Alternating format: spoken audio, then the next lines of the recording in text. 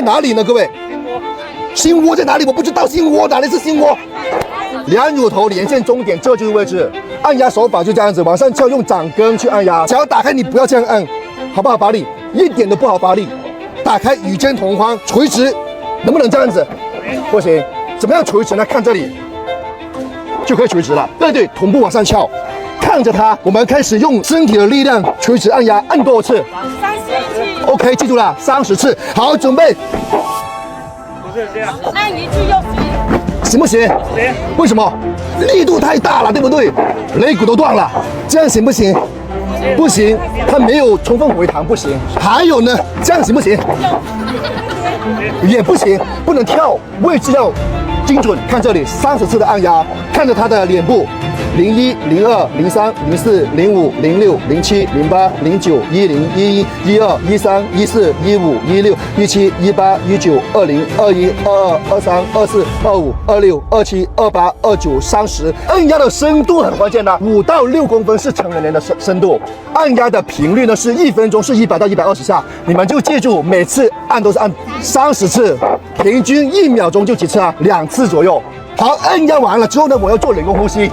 来，吹气还是吸气？吹气，但是吹气的时候呢，要记住看他口腔有没有异物，有的话处理一下。紧接着我们需要有个保护膜来保护自己。吹气呢，很多人就这样吹的，你看这样行不行？看着，行不行？他肺都给吹爆了，就报废了。我们需要正常给气。看这里哦，大家要捏住鼻子，嘴巴包住他的嘴巴，大嘴包小嘴，千万不要这样子。正常给气，吹完放开手，吹几口，2口气，记住啊，30次的按压，2次人工呼吸为1个循环，是不是就可以了呀？还不行，继续再做。什么时候开始停止呢？哎，他有呼吸了，哎，要领到了，哎，你更专业，你来了，对不对？我就可以停了，可以辅助了，明白没有？你以为挖鼻屎流鼻血抬头就能够止血吗？不是的，抬头只是换了一个方式，让血不从鼻孔面流出来，血并没有消失，它有可能会通过这个食道进入到胃里面，引发咳嗽、呕吐。如果不小心误吸到食道里面，如果一不小心误吸到气管里面去，会堵入气管，甚至导致窒息。你看嘛，就像现在这个样子。那怎么办？其实非常简单，第一步，身体往前倾。低头，这样低头，你让鼻血从鼻孔面流出来就可以了。来，拿碗接住。第二步，用手指捏住鼻子的2侧，就是鼻翼这个地方。来，抬头看一下啊，就这里啊，捏紧。这么做的目的是呢，按压止血，因为鼻子这里面呢有非常丰富的毛细血管网，而这个位置的后面呢有个地方叫做离室区，往往鼻子流血就是这个位置流血的。你看，拳击手一拳打过去就流血了，就是这个位置。如果家里面有这个冰袋，拿冰袋敷住额头或是鼻根这个位置，没有冰袋呢，用湿毛巾也可以，因为低温呢可以让这个毛细血管收缩，止血止得更快，好吧？那么大家一定要记住啊，挖鼻屎一定要轻轻的。今天课到这就结束了，关注黄磊，学习更多的安全知识。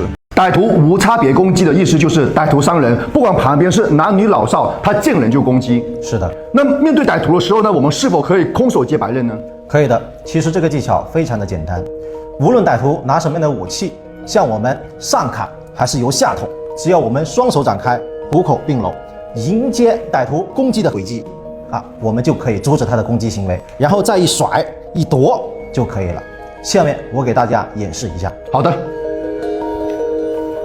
小马，等一下你随意的攻击我。好，3、2、1，开始。停。等一下啊。那个，你来跟小马搭配一下，你们2个比较默契。来，我啊，对，你们2个，准备，3、2、1，开始。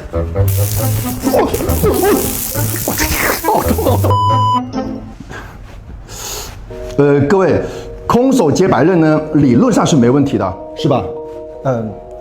理论上是没问题的。但是不能轻易去尝试。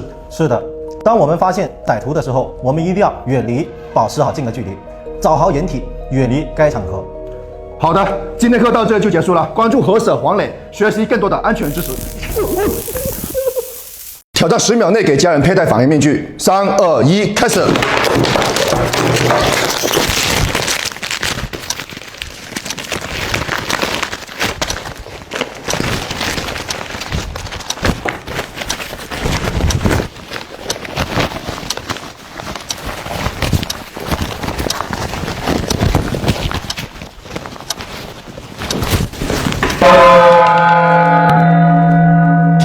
挑战10秒内给孩子佩戴防疫面具。3、2、1，开始。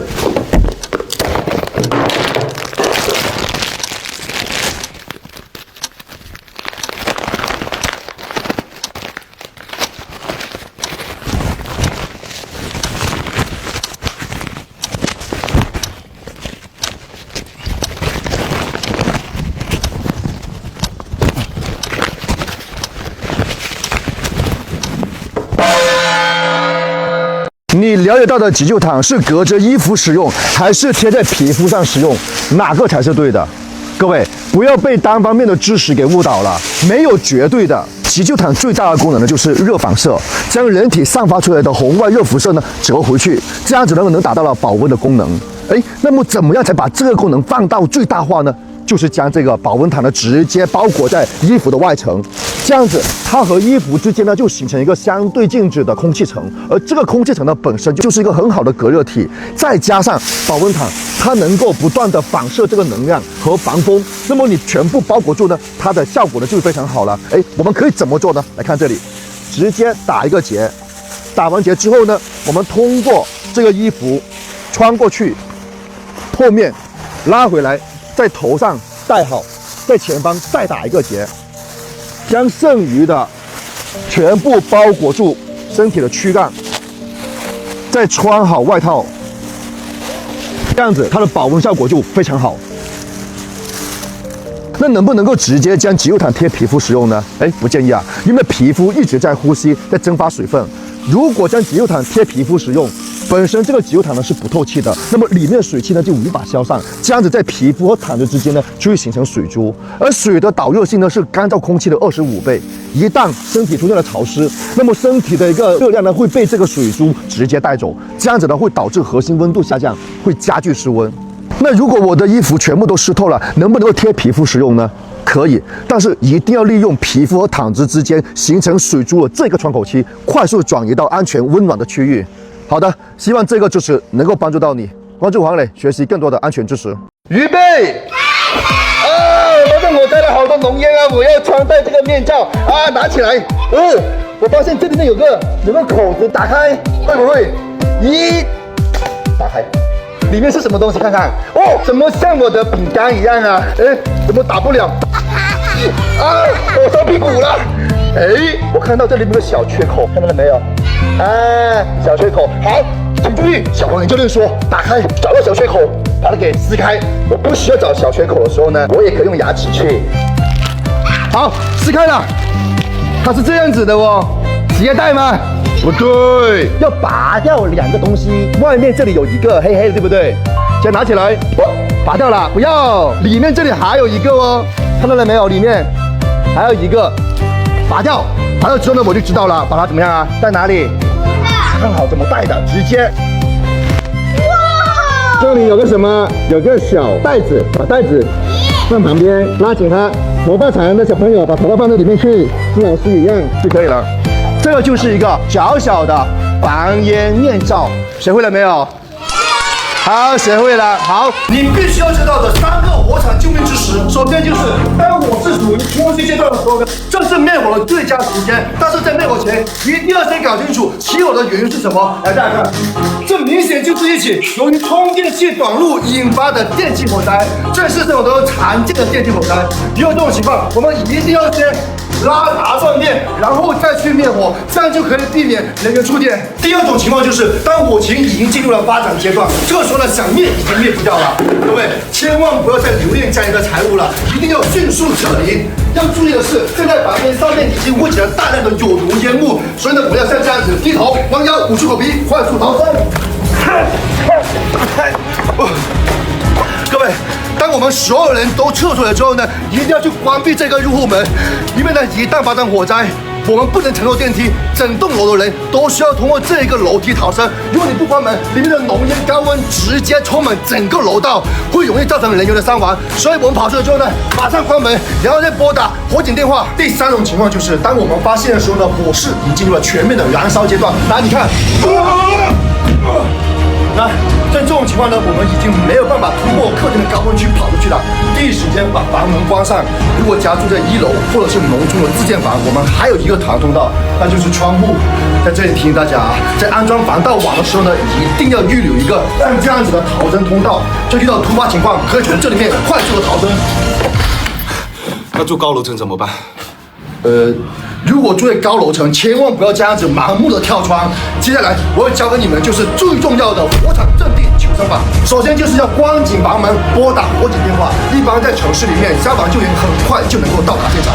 接下来第二步就是要堵缝防烟，可用到衣服、毛巾直接打湿，堵到下面的门缝里。但是你看啊，像两边和上面衣服根本就塞不进去，可用到牙膏挤出来堵到里面去封堵，还可以用到胶布或电工胶布贴起来封堵。如果这些东西都没有，不要着急，不要慌，找到纸巾或者是湿巾，还有身份证或者是银行卡拿出来，我们进行一个封堵，直接塞进去。还有上面像这样子全部塞满，可以阻挡大部分的烟气进来。除此之外，如果房间里面有水的话，可以用水不断去泼湿这个门，这样可以延缓门被烧穿的时间。但是我们家里面的门普遍都是木门，哪怕不断去泼湿它，门被烧穿也只是时间的问题。所以接下来我们要做最重要的第3步，要准备2个东西，一个是被子，另外一个就是空心管，可以用扫把杆、拖把杆来代替。如果房间里面都没有，我们直接把窗帘扯下来。像这个窗帘杆也是空心的，现在空心管有了，接下来我们找被子，最好像这样子把被子全部打湿掉。如果房间内没有水或时间不够，直接把被子裹在身上，这样子也可以起到一定的隔热和防护作用。你看，门已经被烧穿了，接下来呢，把窗户的周边可燃物清理掉。马上涂在地下，再把空心管伸出窗外，另一端含在嘴巴里面，用以呼吸外面的新鲜空气。来，我给大家演示一下。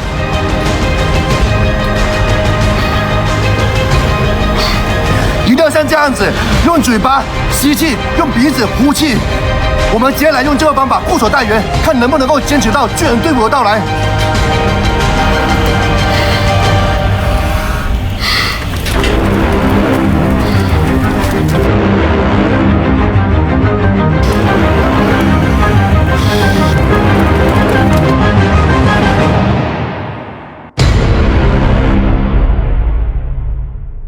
磊哥，我已经灭了，没事吧？